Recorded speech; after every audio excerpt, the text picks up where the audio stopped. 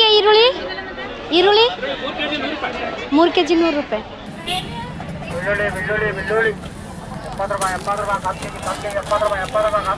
Mix fruit ಎಷ್ಟೇ? 140 ರೂಪಾಯಿ. Hello friends, welcome back to my channel Shivani lifestyle. Good morning সবাইকে। তোমরা সবাই কেমন আছো? আশা করি তোমরা সবাই ভালো আছো, আমরাও ভালো আছি। তো এখন বাজে সকাল 10:30। তো আমি আমার ব্লগটা সকাল 10:30 থেকে স্টার্ট করলাম। তো যারা আমার চ্যানেলে নতুন আছো প্লিজ তারা সাবস্ক্রাইব করে আমাকে সাপোর্ট করো। সকালে 10:30 বেজে গেছে, স্নান করে পুজো করে নাস্তা করে নিয়েছি। আর আজকে সকাল থেকে ব্লগটা স্টার্ট করিনি, কারণ আজকে মঙ্গলবার, বাজারে যাব। তো অনেক দিন হয়ে গেছে বাজারে যাইনি, বাড়িতে সবজি কোনো নেই। আজকে বাজার বার, মঙ্গলবার, সেই জন্যই বাজারে যাব, টুকটাক বাজার করব আর তার সাথে সাথে তোমাদের সাথেও শেয়ার করব। আর ওই দিকেই যাব, যেই দিকে ইন্ডাকশনটা যে দিয়েছিলাম ওই দিকেই যাব, ওই দিকেই বাজার বার।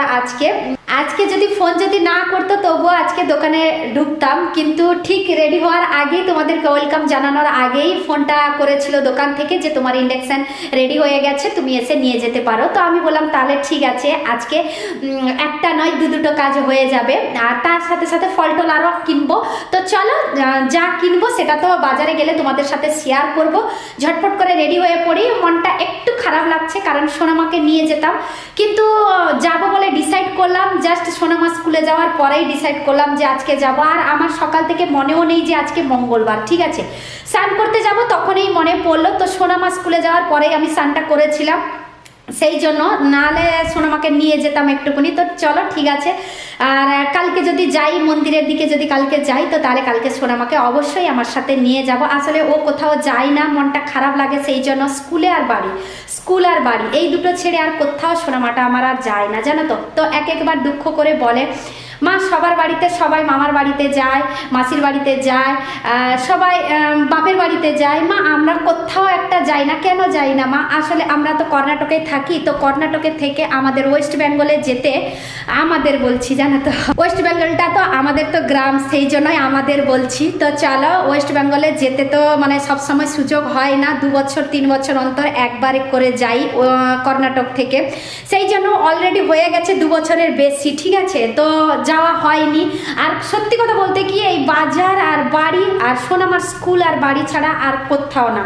তবুও আমি বাজারে যাচ্ছি, আর সোনামাটা কিন্তু কোথাও যায় না। প্লাস ওর বাবা ওই কাজের কাছে, আর না হলে সময় পেলেই বাড়িতে আসে, না হলে নেই, জানো তো। সেই জন্য কোথাও একটা ঘুরতে যাই না। একবার মনে পড়লে ভীষণ মনটা খারাপ লাগে, কিন্তু কি করব বলো, সব কিছুটাই যদি আমি একসাথে পাবো বলবো কি, একসঙ্গে পাবো বলবো, সেটাও হয় না। কিছু নিতে গেলে কিছু ছাড়তেও হয়। তো চলো, একসঙ্গে থাকবো বলেই ভেবেছিলাম, একসঙ্গে আর থাকা হলো কোথায়। হ্যাঁ, থেকেছি ঠিকই, 8 বছর হয়ে গেছে, থেকেছি ঠিকই। এই 2 বছর হলো ওকে ছেড়ে থাকতে হয়েছে, কিন্তু ওয়েস্ট বেঙ্গল থেকে একটা বাইরের জগতে আসবো, বাইরে দেখবো, মানুষজনকে দেখবো, খাওয়া দাওয়া কিরকম ওগুলো সমস্ত দেখবো। এটাও একটা আমার মানে ইচ্ছের ভিতরে ছিল, এটাও পূর্ণ হয়েছে।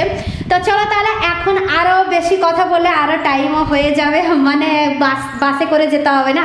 বাস একটা এদিকে গেছে, একটা ওদিকে গেছে। তো ওদিকে আমি যাব, বাসও আসার সময় হয়ে গেছে, তার আগে ঝটপট করে রেডি হয়ে পড়তে হবে। রেডি তো হয়ে পড়েছি, কিন্তু বাসটাই মিস হয়ে গেল, জানো তো। জাস্ট এক্ষুনি বাস চলে গেল, সেদিকে তো আমার আর তালা লাগানো হয়নি, বোতলে জল ভরা হয়নি, ব্যাগ নেওয়া হয়নি, কিচ্ছু করা হয়নি, শুধু রেডিটা হয়েছি, বাস চলে গেল, জানো তো। আবার মিনিমাম 1 ঘন্টা পরে আবার বাস আসবে। জানি না আজকে কখন পৌঁছাবো বাজারে, আর কখন বাজার থেকে বাড়ি ফিরবো আমি নিজেও জানি না। মনটা আবার একটু খারাপ হয়ে গেল, কিন্তু কিছু করার নেই। কি করব, আমার নিজের ভুলের জন্যই বাসটা মিস হয়ে গেল। টাইমে ঠিক বাসটা এসেছিল, কিন্তু আমি টাইমটা দেখিনি, জানো তো, সেই জন্য বাসটা মিস হয়ে গেছে। তো চলো, আর কিছু করার নেই, নেক্সট বাসে যাব।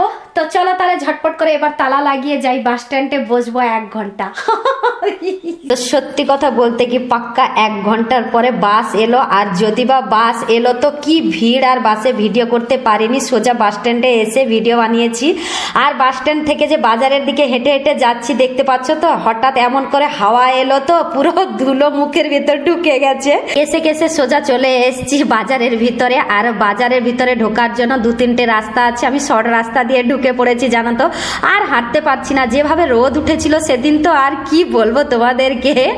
আর এই বাজারের মধ্যে প্রায় বলতে গেলে সব কিছু জিনিস পাওয়া যায় জানো তো, মাছ থেকে মাংস থেকে আর সবজি থেকে আলু পেঁয়াজ থেকে ফল থেকে সমস্ত কিছু জিনিস কিন্তু পাওয়া যায় বাজারের মধ্যে। অনেক বড় ফাঁকা মাঠে কিন্তু এই বাজারটা বসে আর সব রকমের সবজি কিন্তু এখানে অনেক সস্তাতে পাওয়া যায়। এখানে প্রথমে এসে জিজ্ঞেস করলাম ভেন্ডিটা কত করে, তো এই যে গুড্ডেটা যে দেখতে পাচ্ছ এটা 20 টাকা বললো, আমি নেইনি, শুধু রেটটা জিজ্ঞেস করেই ঘুরছিলাম। তারপরে চলে এলাম ঘুরতে ঘুরতে আলু পেঁয়াজের দোকানে। বাবা পেঁয়াজের রেট রসুনের রেট কি বলবো তোমাদেরকে, 100 টাকার 3 কেজি পেঁয়াজ, রসুন ছিল 250 100 টাকা আর আলু ছিল 40 টাকা কেজি। তো তার মধ্যে শুধু রসুনটা নিয়ে চলে এসেছি এখানে নেবু দোকানে। নেবু দোকানে চেনা জানা আছে বলে 10 টাকার 5টা নেবু আমাকে দিল। এপাশে 4টা নেবু 10 টাকার, ওপাশে 3টা নেবু 10 টাকা।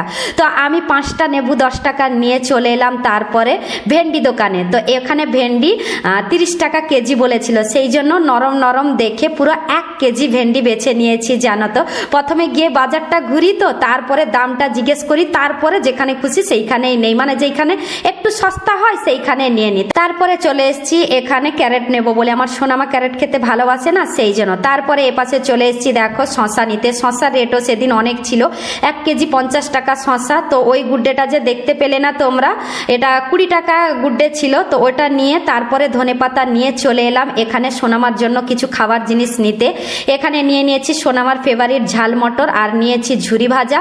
তারপরে এখানে মুড়ি নেব বললাম, বাড়ির কাছে দোকানটাতে মুড়ি 3 লিটার দেয় 24 টাকাতে, তো আমি নিয়েছিলাম এখানে 20 টাকার 3 লিটার, তো সেই জন্য ওখান থেকে 40 টাকার মুড়ি নিয়ে চলে এসেছি।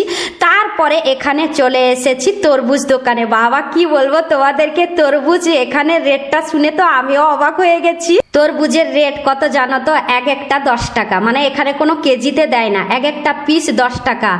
আর তরমুজ তো আমাদের খেতে ভীষণ ভালো লাগে, সেই জন্য কটা নেব সেইটাই বুঝে উঠতে পারছিলাম না। ফাইনালি 3টে তরমুজ নিয়ে এখানে চলে এসেছি কলা দোকানে, কলাটাও নিয়ে নিয়েছি। তারপরে চলে এসেছি এখানে ফ্রুট দোকানে। আর ফ্রুট দোকানে এসে দেখলাম যে সোনামার ফেভারিট নারকেল কুল এখানে আছে। আমার সোনামা অনেক দিন থেকে বলছিল মা তুমি বাজার যাও নারকেল কুল দেখতে পাও না, যদি দেখতে পাও নিয়ে আসবে না। তো সোনামার ফেভারিট আজকে নারকেল কুল পেয়ে গেলাম। তার সাথে সাথে পুজো করার জন্য এখানে মিক্স ফ্রুট নিয়ে নিচ্ছি। আমি সবসময় পুজো করার জন্য মিক্স ফ্রুট নিয়ে নেই, 1 কেজি মিক্স ফ্রুট নিয়ে নিয়েছি। তারপরে এপাশে দেখতে পেলাম ওই ফলের দোকানে ধাত্রী, তো ধাত্রীটা হাত লাগিয়ে চলে এলাম কারণ বাড়িতে ফ্রিজে ধাত্রী আছে। আর বাজার থেকে যে বাস স্ট্যান্ডে এলাম, হাতটা তোমাদেরকে দেখালাম, দেখতে পাচ্ছ ভীষণ কষ্ট হয়েছে, ব্যাগ পুরো ভর্তি হয়ে গেছিল, নিয়ে আসতে ভীষণ কষ্ট হচ্ছিল। তো ওইখানে বাস স্ট্যান্ডে একটা স্টেশনারি দোকানে দিদিভাইয়ের কাছে ব্যাগটা রেখে দিয়েছি, বাজার ব্যাগটা। তারপরে লাস্টে ছিল ইন্ডাকশানটা নেওয়ার জন্য, তো ইন্ডাকশান নিতে এসেছি। তারপরে এখানে বললো যে ইন্ডাকশানটা একটু কম পাওয়ারে চালাবে, এখন প্রথম তো রেডি করে দিয়েছি, তুমি 1000-এ আর 1100-তে 1200-তে কোনো সময় চালাবে না, 500-তে চালাবে। তো আমি বললাম ঠিক আছে, ওইখানে দেখিয়ে দিয়ে রেডি করে প্যাক করে আমাকে দিয়ে দিল। আমি নিয়ে চলে এলাম বাস স্ট্যান্ডে। এতগুলো জিনিস নিয়ে যাব কি করে বাড়িতে সেইটাই ভাবছি। তো কষ্ট মষ্ট করে যেরকম করে হোক নিয়ে তো যেতে হবে বাড়িতে। আর যা রোদ উঠেছে তো কি বলবো তোমাদেরকে, এক তো রোদ, তার উপরে এতগুলো বাজার করেছি, আর তার উপরে ভীষণ কষ্ট হচ্ছিল জানো তো, নিয়ে আসতে ভীষণ কষ্ট হচ্ছিল।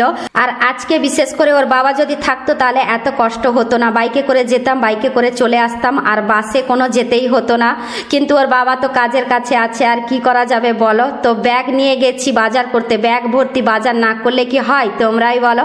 তো চলো তাহলে সবকিছু তো নেওয়া হয়ে গেছে, বাস আসার অপেক্ষা, বাস এলে আসবো বাড়িতে। তো আজকে মঙ্গলবারে কর্ণাটকে বাজার কিরকম করে বসে আর কি কি বিক্রি হয় ওই বাজারের মধ্যে সবকিছু তো তোমাদের সাথে শেয়ার করলাম। কেমন লাগলো অবশ্যই কমেন্ট করে জানাবে। তো আজকের ব্লগটা এই পর্যন্ত, তোমাদের যদি ভালো লেগে থাকে তাহলে তোমরা লাইক করবে, কমেন্ট করবে, শেয়ার করবে, সাবস্ক্রাইব অবশ্যই করবে। যারা আমার চ্যানেলে নতুন আছো প্লিজ তারা সাবস্ক্রাইব করে আমাকে সাপোর্ট করো। সবাই ভালো থেকো, সুস্থ থেকো, আবার কালকে নতুন একটা ব্লগ নিয়ে তোমাদের সামনে চলে আসবো। বাই।